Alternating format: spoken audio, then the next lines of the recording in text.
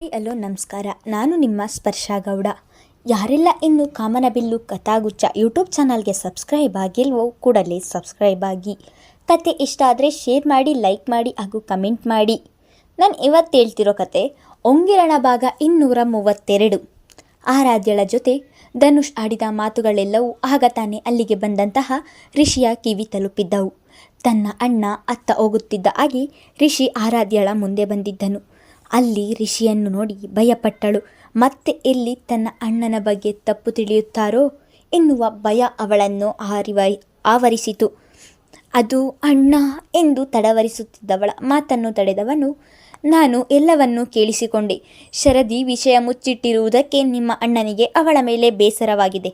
ಅವರು ಈ ರೀತಿ ಮಾತನಾಡಲು ಅವಳ ಮೇಲಿರುವ ಅವರ ಅತಿಯಾದ ಪ್ರೀತಿಯೇ ಕಾರಣ. ಶರದಿ ಹೇಳದೆ ಅವಳೇ ನಿರ್ಧಾರ ಮಾಡಿ ಅಪಾಯ ಮೈ ಮೇಲೆ ಎಳೆದುಕೊಂಡಳು ಎನ್ನುವ ಅಸಮಾಧಾನ, ನೋವು ಎರಡೂ ಇದೆ. ಅವರಿಗೂ ಸ್ವಲ್ಪ ಸಮಯ ಬೇಕು ಎಂದನು.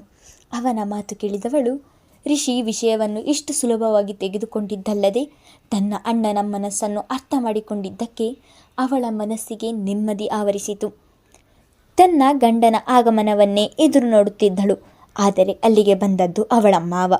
ಗಂಡನ ನಿರೀಕ್ಷೆಯಲ್ಲಿದ್ದವಳಿಗೆ ಈ ಬಾರಿಯೂ ನಿರಾಸೆಯಾಯಿತು. ಮಿಥುನ್ ಬಂದು ಶರದಿಯ ಮುಂದೆ ಒಂದು ಕುರ್ಚಿಯನ್ನು ಎಳೆದು ಕುಳಿತುಕೊಂಡವರು ಅವಳ ಹಣೆಯ ಮೇಲೆ ಕೈ ಇರಿಸುತ್ತಾ, ಹೇಗಿದ್ದೀಯ ಶರದಿ ಎಂದರು. ಪರವಾಗಿಲ್ಲ ಎಂದು ತಲೆಯಾಡಿಸಿದಳು. ದೇವಸ್ಥಾನದಲ್ಲಿ ನಿನ್ನ ಸ್ತುತಿ ನೋಡಿ ನಮಗೆಲ್ಲ ಜೀವವೇ ಹೋದ ಹಾಗೆ ಆಗಿತ್ತು.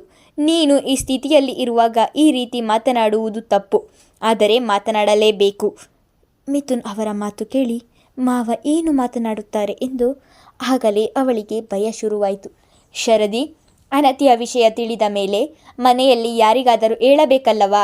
ಯಾಕೆ ಹೀಗೆ ಮಾಡಿದೆ? ನೀನು ಧೈರ್ಯವಂತೆ ಎನ್ನುವುದು ನನಗೂ ಗೊತ್ತು. ಹಾಗಂತ ತಲೆ ಗಟ್ಟಿ ಇದೆ ಎಂದು ಬಂಡೆಗೆ ಚೆಚ್ಚಿಕೊಳ್ಳಲು ಹೋಗುವುದು ದಡ್ಡತನ ಶರದಿ ಎನ್ನುತ್ತಿದ್ದ ಹಾಗೆ ಶರದಿಯ 2 ಕಣ್ಣಿನಲ್ಲಿ ನೀರು ಇಳಿದಿದ್ದವು. ಕ್ಷಮಿಸಿ ಮಾವ, ನಿಮ್ಮಿಂದ ವಿಷಯವನ್ನು ನಾನು ಬೇಕೆಂದು ಮುಚ್ಚಿಡಲಿಲ್ಲ. ನನಗೆ ವಿಷಯ ತಿಳಿದ ಮೇಲೆ ಅನತಿಗೆ ಬುದ್ಧಿವಾದ ಹೇಳಿದೆ. ಅವಳು ಕೇಳಲಿಲ್ಲ. ಆಮೇಲೆ ಆ ಹುಡುಗ ಮೋಸ ಮಾಡುತ್ತಿದ್ದಾನೆ ಎಂದು ತಿಳಿಯಿತು. ಅವನಿಗೆ ಬುದ್ಧಿ ಹೇಳೋಣ ಅಂತ ಯೋಚಿಸಿ ಅವನ ಜೊತೆ ಮಾತನಾಡಿದೆ. ಆದರೆ ಅವನು ನನ್ನ ಜೊತೆ ನಡೆದುಕೊಂಡ ರೀತಿಯಿಂದ ಅವನು ಮೋಸ ಮಾಡುತ್ತಿದ್ದಾನೆ ಎಂದು ತಿಳಿಯಿತು. ನಿಜ ಹೇಳ್ತಿದ್ದೀನಿ ಮಾವ, ಅವನು ಯಾರೋ ಪುಂಡ ಹುಡುಗ ಇರಬೇಕು. ಎದುರಿಸಿದರೆ ವಾನ್ ಮಾಡಿದರೆ ದೂರ ಹೋಗ್ತಾನೆ ಎಂದು ತಿಳಿದಿದ್ದೆ. ಆದರೆ ಅವನು ಯಾರೋ ಹೇಳಿದ್ದರಿಂದ ಹಣದ ಆಸೆಗೋಸ್ಕರ ಈ ರೀತಿ ಮಾಡಿದ್ದಾನೆ ಎಂದು ತಿಳಿದಿರಲಿಲ್ಲ. ಹಾಗೆ ಈ ರೀತಿ ಮದುವೆಗೆ ಪ್ಲಾನ್ ಮಾಡಿದ್ದಾರೆ. ಇಷ್ಟು ಬೇಗ ಮದುವೆ ಮಾಡಲು ಅವಸರ ಮಾಡುತ್ತಾರೆ ಎಂದು ಗೊತ್ತಿರಲಿಲ್ಲ ಮಾವ.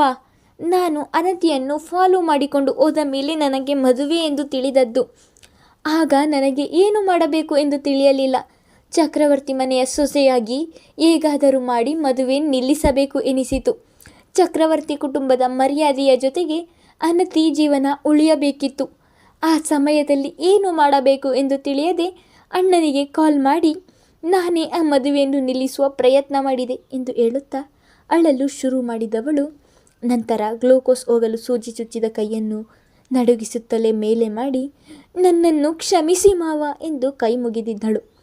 ಈ ಸ್ಥಿತಿಯಲ್ಲೂ ಅವಳು ಕ್ಷಮೆ ಕೇಳುತ್ತಿರುವುದನ್ನು ನೋಡಿದ ಮಿಥುನ್ ಅವರಿಗೆ ಕರುಳು ಹಿಂಡಿದಂತಾಗಿತ್ತು. ಒಡನೆ ಅವಳ ಕೈ ಹಿಡಿದು ಕೆಳಗೆ ಇಳಿಸಿದವರು, ಕ್ಷಮೆಯನ್ನು ಕೇಳಬೇಡಮ್ಮ.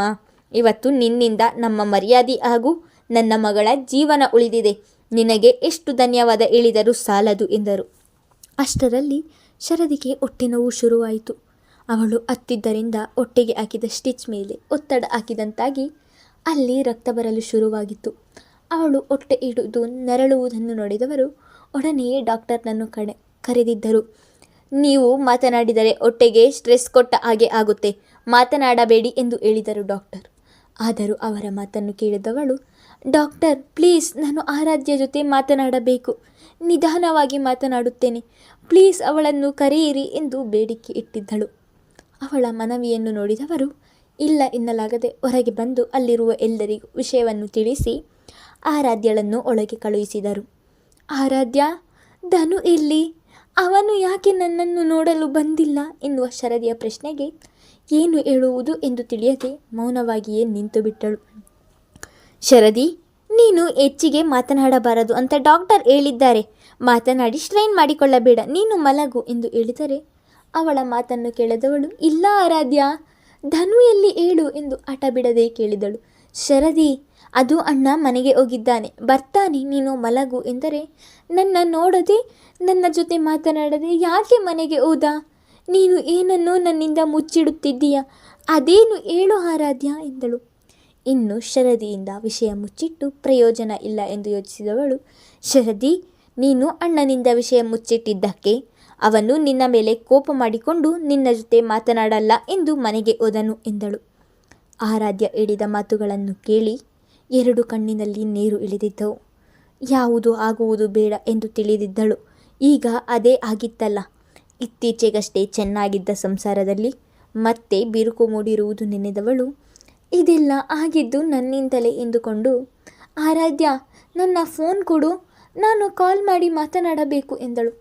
ಆಯಿತು, ಕೊಡ್ತೀನಿ, ಆದರೆ ಈಗ ಬೇಡ, ನೀನು ಸ್ವಲ್ಪ ರೆಸ್ಟ್ ಮಾಡು, ಆಮೇಲೆ ಕಾಲ್ ಮಾಡಿ ಕೊಡ್ತೀನಿ, ಮಾತನಾಡುವಿಯಂತೆ ಎಂದು ಆರಾಧ್ಯ ಹೇಳಿದರೆ ಅವಳ ಮಾತನ್ನು ಕೇಳಿದವಳು, ಇಲ್ಲ, ನಾನು ಈಗಲೇ ಮಾತನಾಡಬೇಕು, ನನ್ನ ಫೋನ್ ಕೊಡು ಎಂದು ಹಠ ಹಿಡಿದಳು. ಅವಳ ಹಠಕ್ಕೆ ಮಣಿದು ಅವಳ ಫೋನನ್ನು ತಂದು ಅವಳ ಕೈಗೆ ನೀಡುತ್ತಿದ್ದ ಹಾಗೆ ಒಡನೆಯೇ ಧನುಷ್ಗೆ ಕಾಲ್ ಮಾಡಿದರೆ ಅವನು ಕರೆ ಸ್ವೀಕರಿಸುತ್ತಿಲ್ಲ ಎಂದು ಚಡಪಡಿಸುತ್ತಿದ್ದವಳನ್ನು ನೋಡಿ, ಶರದಿ, ಅವನಿಗೂ ಕೂಡ ನಿನ್ನ ಜೊತೆ ಮಾತನಾಡದೆ ಇರಲು ಆಗುವುದಿಲ್ಲ, ಅವನಿಗೆ ಸ್ವಲ್ಪ ಟೈಮ್ ಕೊಡು, ಅವನೇ ಸಮಾಧಾನವಾಗುತ್ತಾನೆ ಎಂದು ಸಮಾಧಾನ ಮಾಡಿ ಹೊರಗೆ ಬಂದಿದ್ದಳು ಆರಾಧ್ಯ. ಇತ್ತ ಹೆಂಡತಿಯನ್ನು ನೋಡದೆ ಮನೆಗೆ ಬಂದಿದ್ದವನ ನೆಮ್ಮದಿ ಹಾರಿ ಹೋಗಿತ್ತು. ಅವಳನ್ನು ಆ ಸ್ಥಿತಿಯಲ್ಲಿ ಬಿಟ್ಟು ಬರಬಾರದಿತ್ತು ಎಂದು ಒಂದು ಮನಸ್ಸು ಹೇಳಿದರೆ, ಅವಳು ಮಾಡಿರುವ ತಪ್ಪಿಗೆ ಇದೇ ಸರಿಯಾದ ಶಿಕ್ಷೆ ಎಂದು ಇನ್ನೊಂದು ಮನಸ್ಸು ಹೇಳಿತು. ತನ್ನ ಮನಸ್ಸನ್ನೇ ಕಲ್ಲು ಮಾಡಿಕೊಂಡಿದ್ದನು. ಮನೆಗೆ ಬಂದಂತಹ ಮೊಮ್ಮಗನ ಬಳಿ ಶರದಿಯ ಆರೋಗ್ಯದ ಬಗ್ಗೆ ವಿಚಾರಿಸಿದ ಸುಗುಣ ಅವರ ಬಳಿಯೂ ಸರಿಯಾಗಿ ಮಾತನಾಡದೆ ಕೋಣೆ ಸೇರಿದ್ದನು. ಹಾಸಿಗೆ ಮೇಲೆ ಉರುಳಿದವನ ಫೋನಿಗೆ ಶರದಿ ಕರೆ ಮಾಡುವುದನ್ನು ನೋಡಿ ಕರೆ ಸ್ವೀಕರಿಸದೆ ಹಾಗೆ ಸುಮ್ಮನಾದನು. ಧನು, ಪ್ಲೀಸ್ ಧನು, ಒಂದು ಬಾರಿ ನನ್ನ ಜೊತೆ ಮಾತನಾಡು, ಇನ್ನೊಮ್ಮೆ ಹೀಗೆಲ್ಲ ಮಾಡುವುದಿಲ್ಲ. ನೀನು ನನ್ನ ಜೊತೆ ಮಾತನಾಡಲಿಲ್ಲ ಎಂದರೆ ನನಗೆ ತುಂಬ ಭಯವಾಗುತ್ತದೆ. ಪ್ಲೀಸ್ ಧನು, ಒಂದೇ ಒಂದು ಬಾರಿ ಮಾತನಾಡು ಎಂದು ಅಳಲು ಶುರು ಮಾಡಿದಳು. ಅವಳು ಈ ರೀತಿ ಅಳುವುದರಿಂದ ಹೊಟ್ಟೆಗೆ ಸ್ಟಿಚ್ ಮಾಡಿದ ಜಾಗದಿಂದ ಮತ್ತೊಮ್ಮೆ ರಕ್ತ ಬರಲು ಶುರುವಾಗಿತ್ತು. ಅದನ್ನು ನೋಡಿದ ನರ್ಸ್ ಮತ್ತೊಮ್ಮೆ ಡಾಕ್ಟರ್ ಬಳಿ ಓಡಿ ಬಂದಿದ್ದರು. ಡಾಕ್ಟರ್ ಕೂಡ ಅವಳು ಅಳುವುದನ್ನು ನೋಡಿ ಅನ್ಕಾನ್ಷಿಯಸ್ ಇಂಜೆಕ್ಷನ್ ನೀಡಿ ಹೊರಗೆ ಬಂದವರು, ಅವರು ಅಳುವುದರಿಂದ ಬ್ಲೀಡಿಂಗ್ ನಿಲ್ಲುತ್ತಿಲ್ಲ, ಧನು ಎನ್ನುವ ಹೆಸರು ಹೇಳಿ ತುಂಬ ಅಳುತ್ತಿದ್ದಾರೆ, ಆದಷ್ಟು ಬೇಗ ಅವರನ್ನು ಕರೆಸಿ, ಈಗ ಸದ್ಯಕ್ಕೆ ಅನ್ಕಾನ್ಷಿಯಸ್ ಮಾಡಿದ್ದೇನೆ, ಅವರಿಗೆ ಎಚ್ಚರವಾದರೆ ಮತ್ತೆ ಅಳಲು ಶುರು ಮಾಡ್ತಾರೆ, ಹೀಗೆ ಆದರೆ ಅವರಿಗೆ ತೊಂದರೆ ಎಂದು ಹೇಳಿ ಹೋಗಿದ್ದರು. ಶರದಿ ಯಾವ ಸ್ಥಿತಿಯಲ್ಲಿ ಇದ್ದಾಳೆ ಎನ್ನುವುದು ಗೊತ್ತಿದ್ದು ಅವಳ ಮೇಲೆ ಕೋಪ ಮಾಡಿಕೊಂಡು ಹೋಗಿದ್ದಾನೆ. ಅವನಿಗೆ ಏನು ಹೇಳಬೇಕು?